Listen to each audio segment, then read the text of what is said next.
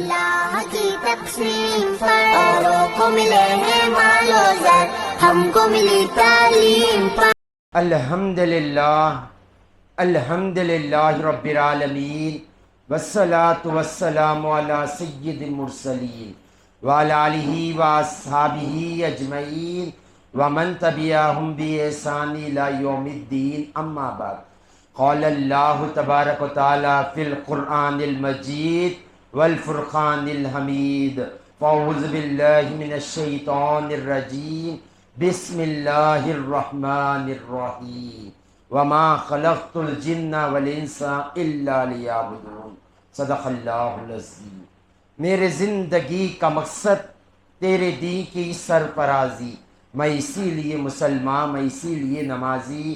محترم و مکرم عزیز سامعین اکرام، السلام علیکم ورحمۃ اللہ وبرکاتہ۔ اپنے من میں ڈوب کر پا جا سراغ زندگی، اپنے من میں ڈوب کر پا جا سراغ زندگی، تو اگر میرا نہ بنتا نہ بن، اپنا تو بن۔ اللہ کا کروڑ ہاں ایسا ہے کہ اللہ نے ہمیں دو عالم کے مالک و مختار، گلشن ہستی کے ولی، فصل بہار، راحت آدم و بنی آدم، محمد مصطفیٰ صلی اللہ علیہ وآلہ وسلم کی امت میں پیدا فرمایا۔ یہاں پر روزانہ ایک دین کی بات بتائی جاتی ہے۔ حسنین اسلامک آرگنائزیشن کے ذریعے روز مختلف الگ الگ عنوان پر گفتگو کی جاتی ہے تاکہ ہم اپنا مقصد حیات پا سکیں، اپنے رب کو راضی کر سکیں۔ ابھی میں نے جو آیت مبارکہ کی تلاوت کی، اس میں اللہ تعالیٰ ارشاد فرماتا ہے وَمَا خَلَقْتُ الْجِنَّ وَالْإِنسَ إِلَّا لِيَعْبُدُونِ، ہم نے جن و انسان کو اپنی رضا کے لیے پیدا کیا۔ انسان کا مقصد حیات اللہ کو راضی کرنا۔ انسان کو اللہ نے پیدا ہی اس لیے کیا ہے کہ اے بندے تو میری عبادت کر، تو ریاضت کر، تو میرا ذکر کر، تو میری رضا کی فکر کر، تاکہ تجھ پر رحم کیا جائے اور تجھے جنت میں داخل کر دیا جائے۔ مقصد حیات صرف ہمارا رب کو راضی کرنا ہے، اور کیسے راضی کرنا ہے وہ خود قرآن میں فرماتا ہے فَفِرُّوا إِلَى اللَّهِ۔ آپ دیکھیں گے جب کوئی انسان اطمینان میں ہو، کوئی اسے ارجنٹ کام نہ ہو، اس کے پاس وقت زیادہ ہو، تو اسے اگر دکان کو جانا ہے تو وہ سکون سے چل کر جاتا ہے، اطمینان سے چل لیتے ہوئے جاتا ہے۔ کوئی مل گئے تو ٹھہر کر بات کرتے ہوئے جاتا ہے، اطمینان سے چھوٹے چھوٹے قدم رکھ کر جاتا ہے۔ اگر اس کے پاس وقت میں تھوڑی کمی ہو تو وہ اپنے چلن میں رفتار بڑھا دیتا ہے، اور ارجنٹ ہے تو وہ بھاگ کر جاتا ہے، کیونکہ اسے پتا ہے کہ میرے پاس وقت نہیں ہے۔ تو اللہ قرآن میں فرما رہا ہے فَفِرُّوا إِلَى اللَّهِ، تم اللہ کی طرف دوڑو۔ اللہ چلنے کا حکم نہیں دے رہا ہے، اللہ تعالیٰ آپ کو چلنے کا حکم نہیں دے رہا ہے، دوڑنے کا حکم دے رہا ہے۔ مطلب کیا ہے؟ تمہارے پاس وقت مختصر سا ہے، اور تمہیں اپنے رب کو راضی کرنا ہے، اپنا مقام بنانا ہے۔ تو ہمیں پتا واضح اللہ نے بتا دیا مقصد رب کو راضی کرنا ہے، اور آپ کو اللہ کی طرف دوڑنا ہے، جیسے گھوڑا ریس میں دوڑتا ہے۔ آپ دیکھے ہوں گے اس پہ بازو بلینڈر لگے ہوئے ہوتے ہیں، نہ وہ ادھر دیکھتا ہے نہ وہ ادھر دیکھتا ہے، فوراً فوکس صرف گول پر ہوتا ہے، اس کا صرف منزل کو پانا ہوتا ہے۔ انسان بھی ایسے ہی ہونا چاہیے، اللہ کو راضی کرنا ہے، اللہ کی طرف دوڑنا ہے تو بس اس کی طرف دوڑنا ہے۔ مصیبتیں بھی آئیں گی، تکلیفیں بھی آئیں گی، آزمائشیں بھی آئیں گی، راحتیں بھی آئیں گی، عزتیں بھی آئیں گی، ذلتیں بھی آئیں گی، ہمیں کوئی پرواہ نہیں۔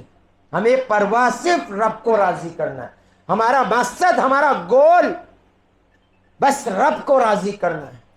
اور اتنا بڑا احسان عظیم ہے ہم پر اللہ کا وہ رب فرماتا ہے اے بندے تیرا رب بہت جلدی راضی ہو جاتا ہے، بہت جلدی راضی ہو جاتا ہے. تو ایک قدم بڑھا تیرا رب تیری طرف 10 قدم بڑھا دیتا ہے. تو رب کے طرف چل کر جا وہ دوڑ کر آتا ہے، اور تو دوڑ کر جا تجھے رب اپنے آپ میں پالے گا. تو دوڑ کر جا رب کی طرف اور رب کو پالے. تو ہمیں اپنی زندگیوں پر غور کرنا ہے. کیا ہم نے اپنے مقصد حیات کو پہچانا؟ کیا ہمارے دن رات اللہ کو راضی کرنے کے لیے لگ رہے، یا نہیں ہم دنیا کے ہی ہو گئے، جھوٹی عزتوں کے ہی محتاج ہو کر ہو گئے؟ ہمیں غور کرنے کی ضرورت ہے. اور اس پر چلنے کے لیے میرے پیر کامل شیخ محترم فرماتے ہیں کہ بندے بس 2 چیز اپنے پاس رکھو اور آگے بڑھ جاؤ. پوچھا گیا حضرت کیا چیز ہے 2 چیز جس سے ہم رب کو پالے سکے؟ تو آپ فرماتے ہیں پہلی کہ یہ یقین رکھو اللہ میرے ساتھ ہے. دوسرا یہ کہ اللہ مجھے دیکھ رہا ہے. یہ 2 ایسی چیزیں ہیں اگر جس کو حاصل ہو جائیں، یہ سننے میں آسان ہے، کہنے میں آسان ہے، مگر اس کے پیچھے بڑا وقت لگانا پڑتا ہے. مقام احسان ہے، یہ عام مقام نہیں ہے کہ اللہ مجھے دیکھ رہا ہے. حضور پاک صلی اللہ علیہ وسلم کے پاس جبریل آتے، حدیث جبریل جسے کہا جاتا ہے. پوچھا جبریل علیہ السلام نے بتاؤ احسان کیا ہے؟ تو مصطفیٰ نے ارشاد فرمایا رب کی عبادت ایسے کرو جیسے رب تمہیں دیکھ رہا ہو، یا ایسے کرو تم رب کو دیکھ رہے ہو. اگر یہ ہمارے اندر کیفیت آ گئی ہے، مقام پر ہم پہنچ گئے کہ اللہ میرے ساتھ ہے، اب بتائیں کس کا ڈر آپ کو ہوگا؟ لوگوں کے طاقت کا ڈر ہوگا، عہدے کا ڈر ہوگا، لوگوں کی جھوٹی عزتوں کا ڈر ہوگا، لوگوں کی ذلت کا ڈر ہوگا؟ کوئی چیز کو کیوں؟ آپ کا رب ہر چیز پر قادر ہے. آپ کا رب ہر چیز پر قادر ہے. ارے ایک ماں آپ برداشت نہیں کرتی کہ اس کے بیٹے کو کوئی ذلیل کرے. ایک ماں برداشت نہیں کرتی کسی بیٹے کو مارا جائے. ایک ماں برداشت نہیں کرتی کہ اس کے بیٹے کو اونچائی سے نیچے گرا دے. ارے رب تو 70 ماؤں سے زیادہ محبت کرتا ہے. وہ پسند کرے گا کوئی ذلیل کرے گا؟ اللہ فرماتا ہے یہ دنیا عالم اسباب ہے، جو کریں گے وہ پائیں گے. تم کسی کا جینا حرام کر دو، اللہ تمہارا مرنا حرام کر دے گا. تو ہمیں پرواہ نہیں ہونی چاہیے کہ کون کیا کر رہا ہے، کون کتنے سازشیں کر رہا ہے، کون ہمارے ساتھ کیسا ہے. ہم سب کے حالات کو جانیں، رب کی رضا کے لیے خاموش ہو جائیں. یہ یقین رکھے اللہ میرا ہر چیز پر قادر ہے، وہ مجھے ابھی آزما رہا ہے. کیوں؟ آپ بھی جانتے ہو ایک ہیرا بننے کے لیے کئی ہزار سال اسے تپنا پڑتا ہے، اور ایک سونے کی نکلس بننے کے لیے، سونے کا کوئی زیور بننے کے لیے اسے آگ میں جانا پڑتا ہے. تو اللہ کیا تمہیں یوں ہی اپنا محبوب بنا لے گا؟ وہ بھی دیکھتا ہے کہ میرا بندہ کتنی ٹھوکریں کھا کر بھی قدم میری طرف بڑھاتا ہے. اور خود فرماتا ہے حدیث قدسی ہے بندے تو 1 قدم میری طرف بڑھا، میں 10 قدم تیری طرف بڑھا دوں. تو چل کر آ جا، میں دوڑ کر آ جاؤں گا. تو دوڑ کر آ، تو مجھے پالے. تو ہمیں اللہ کو راضی کرنا ہے، یہ یقین سے آگے بڑھے، اللہ کی طرف دوڑے اللہ میرے ساتھ ہے. اور دوسرا یقین یہ رکھے اللہ مجھے دیکھ رہا ہے. جب اللہ ہمیں دیکھے گا تو آپ بتائیں کوئی غلطی ہم سے ہوگی؟ ایک والد صاحب دیکھ رہے تو کیا بچہ سگریٹ پیتا ہے؟ ماں باپ دیکھ رہے تو کیا اولاد زنا کرتی ہے؟ ماں باپ دیکھ رہے تو کیا اولاد چوری کرتے ہیں؟ ماں باپ دیکھ رہے تو کوئی کیا ٹھہر کر روڈ پر بدکاری کرتا ہے، بد نگاہی کرتا ہے؟ آپ کہیں گے نہیں کرتا. تو آپ کے اوپر جب یہ یقین کی منزل پر پہنچ جاؤ گے اللہ مجھے دیکھ رہا ہے، گناہوں سے پاک ہو جاؤ گے. ضمیر گوارا ہی نہیں کرے گا کہ آپ کوئی حرکت کرے اور رب کی بارگاہ میں شرمندہ ہو جائیں. ہمارا ایمان تو تھا کہ رب ہمیں دیکھ رہا ہے، ہمارا یہ وہ کیفیت تک نہیں پہنچی. تو ہمیں اپنے مقصد حیات پر غور کرنا ہے. یہ بات یاد رکھے، مومن کی کامیابی رب کو راضی کرنا ہے. دنیا کوئی حقیقت نہیں رکھتی مومن کی زندگی. اگر دنیا کچھ ہوتی تو حضور پاک صلی اللہ علیہ وسلم کبھی دنیا کو رد نہیں کرتے. حضور پاک صلی اللہ علیہ وسلم کے پاس بخاری کی حدیث ہے، دنیا کے خزانوں کی کنجیاں تھیں. مصطفیٰ جان رحمت نے فرمایا مدینے کے پہاڑ اگر میں چاہوں تو سونے کے بن کر میرے ساتھ چلے، مجھے نہیں چاہیے. حضور نے فرمایا ایک دن روزہ رکھوں گا، صبر کروں گا، دوسرے دن کھاؤں گا، رب کا شکر ادا کروں گا، ایسے زندگی گزار دوں گا. حضور نے ارشاد فرمایا مسافر ہے، مسافر اپنے ساتھ سر و سامان نہیں رکھتا، منزل کے پہنچنے کے لیے جتنی سامان کی ضرورت ہے وہ اتنا ہی رکھتا ہے.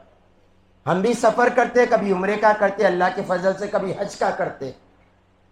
تو ہم اپنے گھر کو بنا کر ٹرالی بنا کر نہیں لے کے جاتے، اپنے پورے مال کو نہیں لے جاتے، جتنے ضرورت ہے اتنے لے جاتے ہیں. یہ بات یاد رکھے، کامیابی یہ ہے کہ بندہ جنت میں پہنچ جائے.